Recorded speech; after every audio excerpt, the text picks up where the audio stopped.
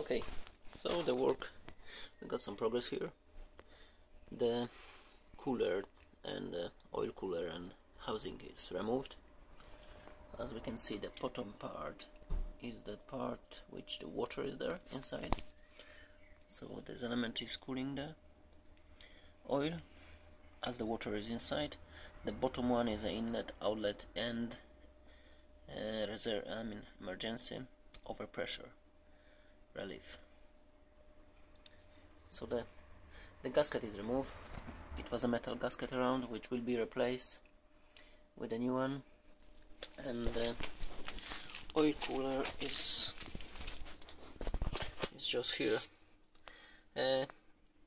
Yes, so the next step for me will be removing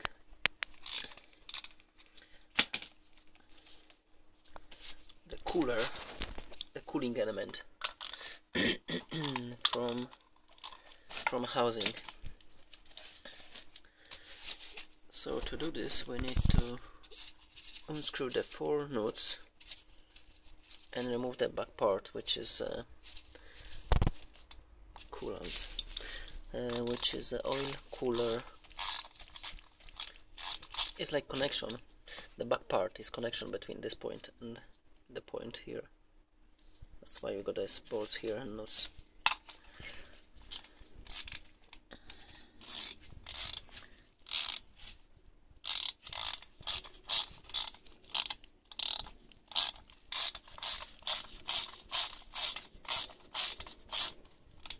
Okay. Might be extra oil leaking from inside.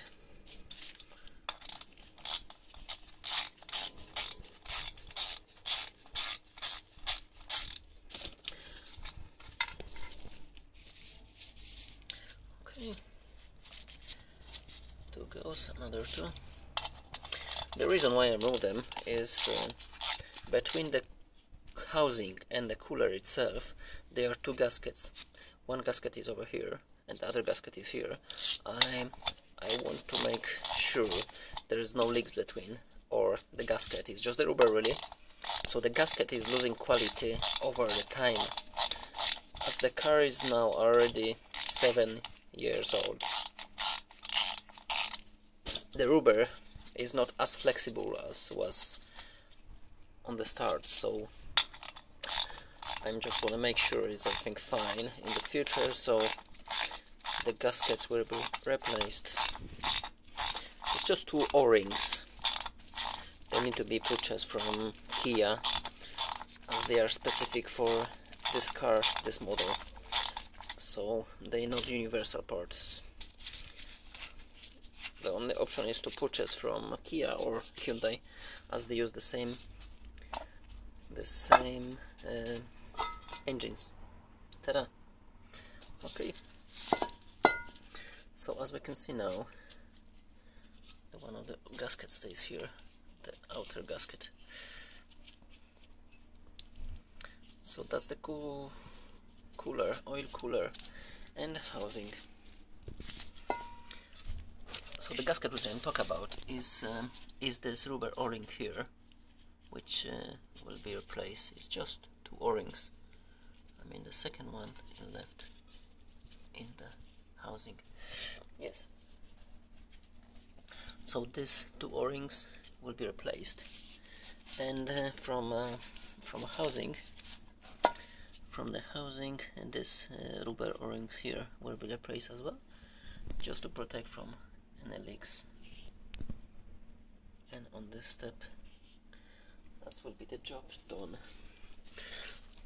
I mean the other benefit of having this element out, split out, disconnected, is we got a nice flat surface here, so I can popping down slightly and then drill from the top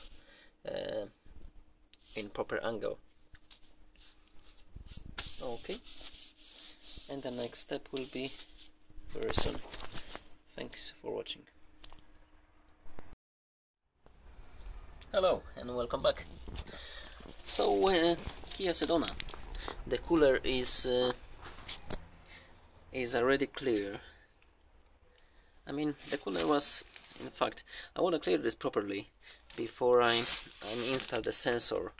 So what I do here is I was install them on a piece of wood, just to give me the proper stable base for everything, and now it was sandblasted, so it's nice and clear now. It's a clear aluminium without extra rubbish around. I think to maybe use the sandpaper, but that will take ages and the shape is horrible, so it's still dirty in the sand. It was sandblasted, so the next step will be the aluminium primer, just to make the good base for red paint. It will be painted in red, so I want to spray paint it just to give him the nice, good, clear, fresh look. And the red color, not black, is because if I'm take any leaks around or something, then it will be very easy to notice on the red color, and it gives a little sporty look as well, which is okay. But actually this element is under inlet manifold, so will be not as much visible as we can expecting. So yes, everything looks now much better. So I think this will be okay for priming, and the next step will be to drill this hole 1/8 NPT for oil sensor. So hopefully very soon I will be back with some progress. Thank you very much. See you soon. Here we go. What we got here is the first coat, is a primer. On this step is just the one coat, light coat of primer. I think the 2 coats will be perfect with the primer, and then around 2 or 3 light coat, very light coat with the red color. Will be just as should be. Okay, so now is the first coat with the red paint now. So it looks much better now. We start to see some colors around, which is good. Light coat without any overrun for light.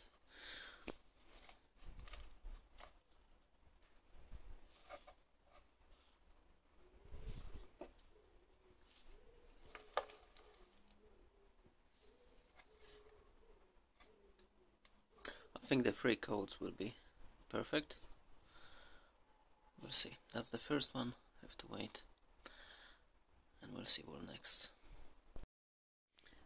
Okay, so the painting is finished.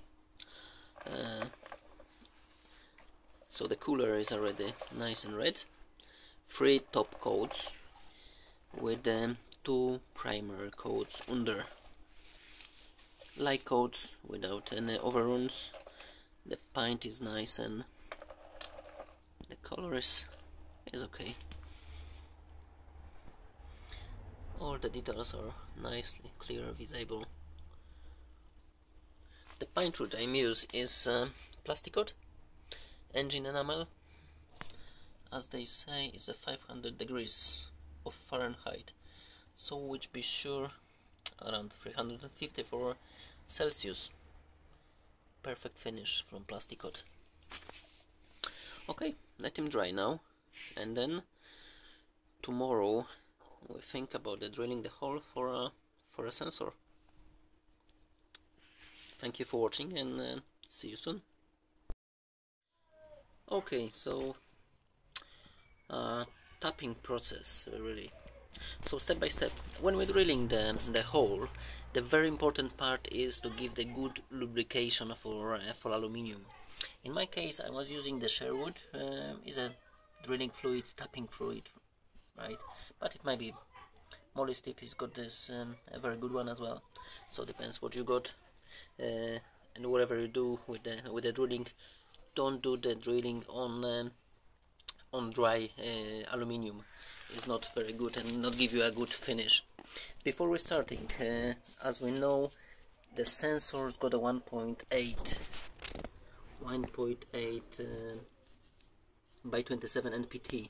So we're going to reference, engineer reference handbook, and as we can find the information over here, the second line from the top is tell us NPT, National Pipe Typer.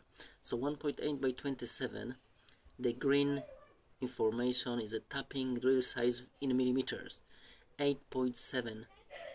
So it might be